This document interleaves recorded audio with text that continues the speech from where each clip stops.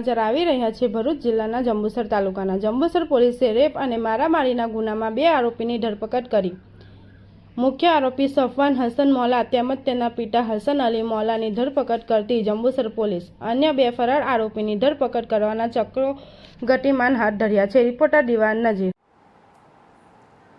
Jambusar police સ્ટેશનની હદમાં તારીખ 14/4/2025 થી 15/4/2025 દરમિયાન એક બનાવ બનેલો હતો, જેમાં આ કામના જે ભોગ બનનાર છે એમને આ કામના જે તોહમતદાર છે સફવાન હસન મૌલા નાઓએ લગ્ન કરવાની લાલચ આપી અને તેમની સાથે દુષ્કર્મ આચરેલું હતું।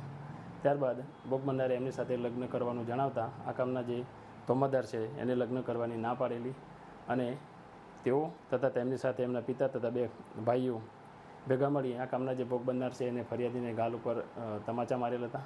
ત્યારબાદ તેમની સાથે ડીકાપાટુનો માર મારેલો હતો અને તેમને માથું દિવાલ પર અથડાવેલું હતું।